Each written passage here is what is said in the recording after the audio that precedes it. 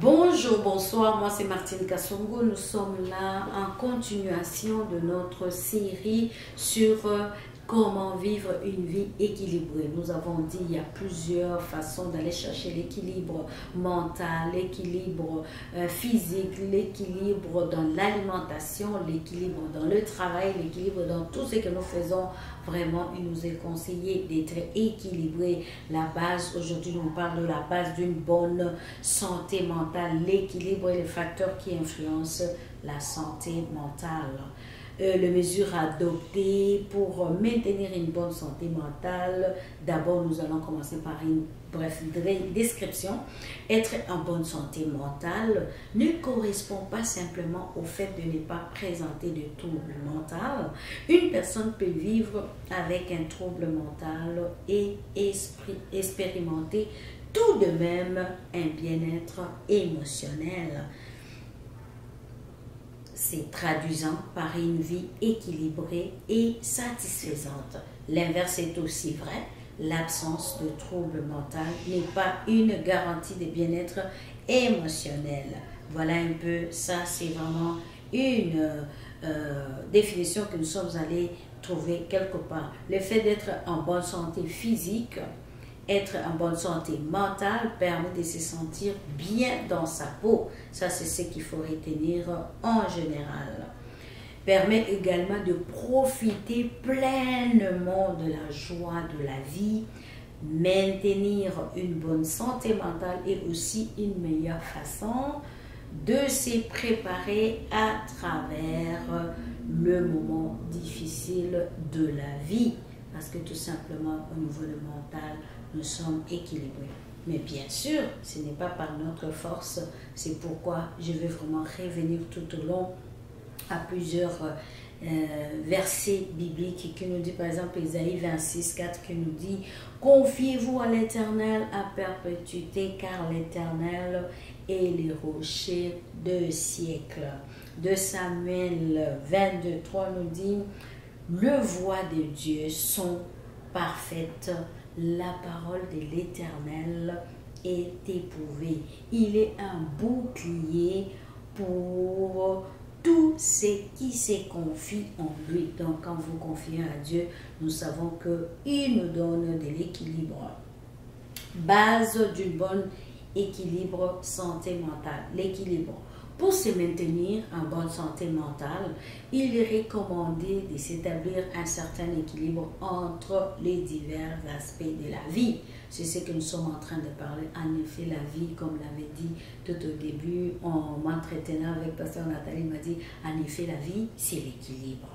Et d'abord, c'est-à-dire les aspects, on nous dit ici, pour se maintenir en bonne santé mentale, il est recommandé d'établir un certain équilibre entre les divers aspects de sa vie. C'est-à-dire, nous allons prendre les aspects sociaux. Au niveau social, il faut être équilibré au niveau social. Faites ce que vous pouvez, être avec les gens, faire des travaux de bénévolat, donner aussi son temps aux autres. Au niveau physique, notre corps doit avoir l'équilibre.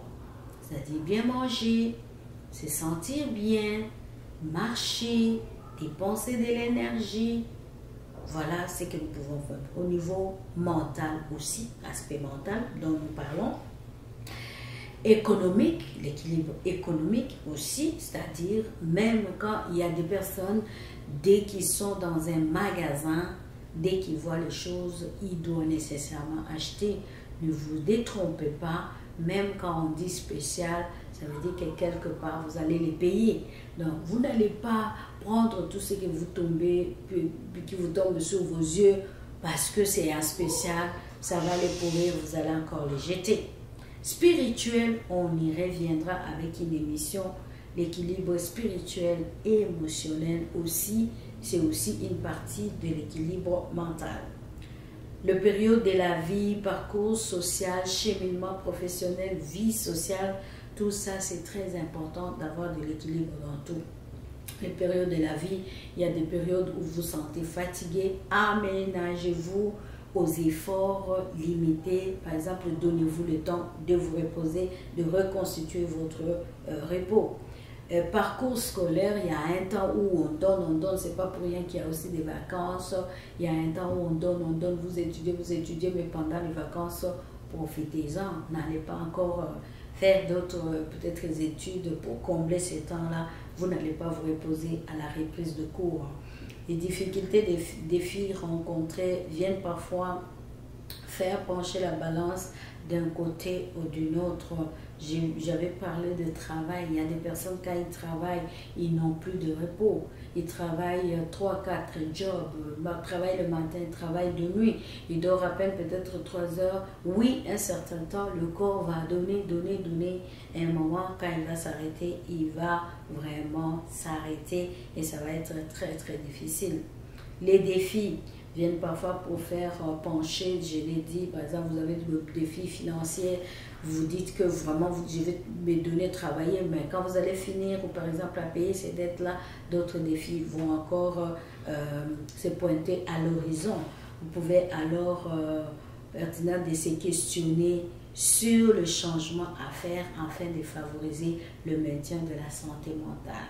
Est-ce que si je me mets à prendre 3-4 jobs, j'ai payé mes dettes, j'ai fini mes dettes, est-ce que ça va améliorer ma santé mentale? Mais cela, c'est pour combien de temps? Facteurs qui influencent la santé mentale. Plusieurs facteurs influencent la santé mentale.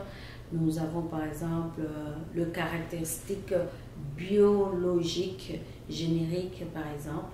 Ça c'est médical, on va laisser de côté.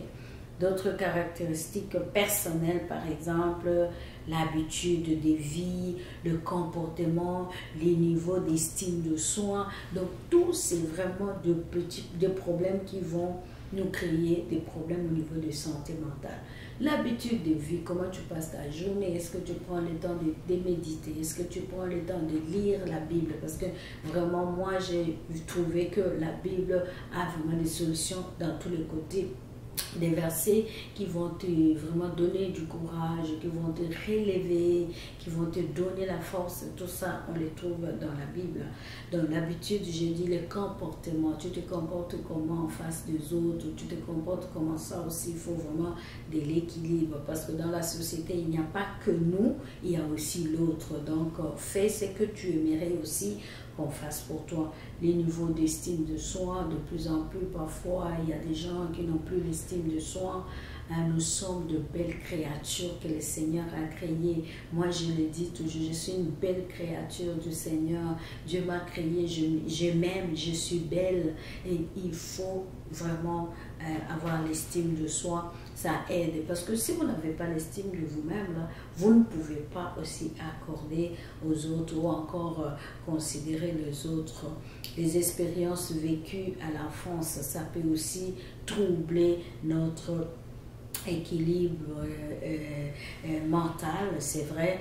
L'environnement social, par exemple, les relations établies avec la famille, s'il y a vraiment la mésentente, supposons dans votre entourage, les familles et tout ça, ça ne crée pas l'équilibre. Parce que vraiment, au niveau de famille, vous devez être ensemble, trouver les moments de passer du bon moment ensemble. Si des relations sont brisées, si des relations sont vraiment tombées, il y a un problème et on aura des problèmes de santé mentale. Les amis, la communauté, il est bon. Par exemple, la Bible nous dit, si je ne me trompe pas, je l'ai noté quelque part, il est bon que le frère Isaïe 12, voici, non, ça c'est la délivrance, je vais le trouver, il est bon, il est bon, il est bon, il est bon que le frère, il est bon, oui, il est bon que, c'est psaume, oui, voilà, psaume 133, 1, oui, psaume 133, 1,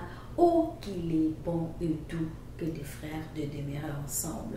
Donc la communion de l'esprit, la communion, les amis, ça fait du bien. Surtout, pourquoi pas, les frères et sœurs en Christ, vraiment, c'est une famille encore meilleure que aussi, autant que notre famille biologique.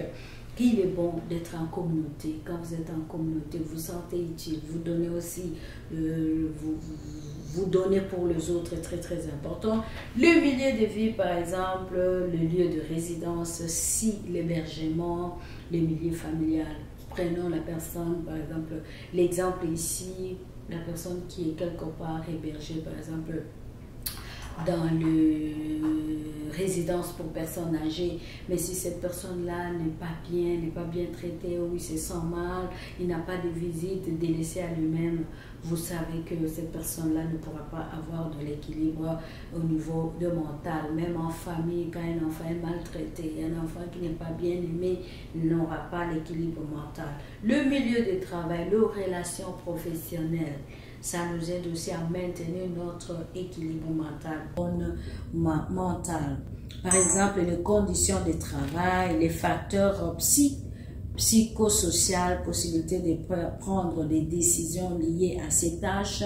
Ça veut dire quoi? Quelqu'un qui a un poste de responsabilité, il aime bien se sentir qu'on lui fait confiance, il aime bien se sentir qu'il peut prendre des décisions par rapport à son poste, la sécurité, l'expertise des compétences. Quand on fait un travail, on s'y connaît, on fait bien le travail, que ce soit dans les études, quand on satisfait, on arrive à comprendre nos matières et puis on donne ce qu'on doit donner, on réussit, ça fait une fierté, ça nous donne de l'équilibre au niveau du mental.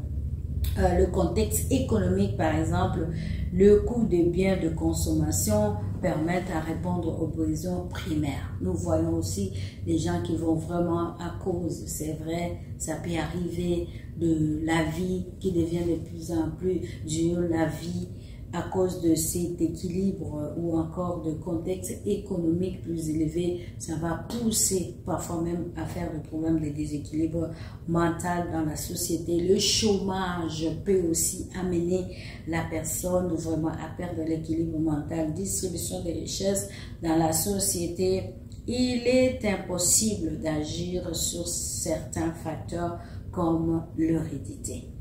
Vous pouvez changer vos habitudes et vos comportements, prendre certaines mesures pour vous maintenir en bonne santé mentale, mais il y a des choses qui peuvent vous dépasser.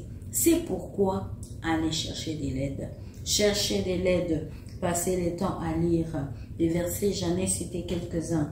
Je peux continuer encore avec Nahum qui nous dit « L'Éternel est bon, il est un refuge au jour de la détresse. Il connaît ceux qui se confient à lui. » Bien-aimé, je peux dire comme ça, là, c'est l'habitude. Vous savez que vraiment dans la parole de Dieu, nous trouvons toutes les réponses. Il n'y a rien qui est nouveau sur cette terre des hommes. La Bible le dit. Vous pouvez vraiment suivre des circonstances, toutes les histoires, que ce soit l'Ancien Testament, le Nouveau Testament, nous édifient, nous montre comment il faut se comporter dans tel. Et même si vous méditez, vous allez voir vraiment que vous allez changer. Ésaïe 12, 2 nous dit, « Voici Dieu et ma délivrance. » Il y a des moments où on se sent fatigué, il y a des moments où on se sent dépassé. Surtout ça, on parle de l'équilibre mental. Sentez-vous quand ça ne va pas. Consultez si vous êtes chrétien, un serviteur de Dieu. Parlez-lui de ce que vous avez. On peut prier pour vous. Ça, c'est parce que nous, on croit à la guérison mentale, physique. Et aussi, on peut prier pour vous. Mais il y a aussi des professionnels de santé. Appelez des numéros. Consultez. Parler avec quelqu'un, très important pour l'équilibre mental. Cependant, vous pouvez changer des habitudes, comme je l'ai dit, mais quelque chose qui est, par exemple, héréditaire, vous avez une situation, vous avez besoin de la solution autrement. Mesures à adopter pour maintenir une bonne santé mentale. Adoptez des bonnes habitudes de vie, prenez le temps de bien manger parce que la digestion vous aide aussi à bien dormir. Quand vous avez bien digéré, pour bien digérer, il faut bien manger, il faut mastiquer. Tout le temps, moi je parle avec moi-même, j'ai l'habitude parfois de manger, parfois debout ou même un peu vite parce que je ne mange pas beaucoup, je peux prendre quelques jours, mais je me dis non, ça c'est pas bon, il faut prendre le temps de manger, très important. Assurez-vous de dormir suffisamment. Ça va beaucoup aider sur votre équilibre mental. Bougez et faites les exercices tous les jours. Faites des activités favorisant la détente et le bien-être. Très, très important. Faites des activités favorisant le bien-être. Les exercices de méditation. Nous, on a notre méditation, la Bible, la respiration. Vraiment, ça s'apprend aussi à des exercices. Je crois que si vous allez revisiter un peu nos émissions, vous allez trouver ces exercices-là. Réduisez votre consommation de stimulants comme le café, le thé fort, boissons gazeuses, énergisants, chocolat. Diminuez et cessez complètement de consommer l'alcool, drogue, tabac. Cela joue beaucoup sur votre équilibre santé mentale. Entretenez votre réseau social. Vous avez des amis, passez un coup de fil, voyez-vous dans la société, donnez-vous aux travaux de la société, bénévolat, pourquoi pas. Vous avez du temps, fréquenter l'église, faites quelque chose dans cette église-là, ça vous fait du bien.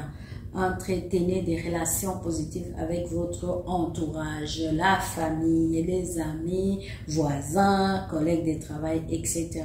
Participez régulièrement aux activités de loisirs qui plaisent et trouvent du temps pour vous y adonner.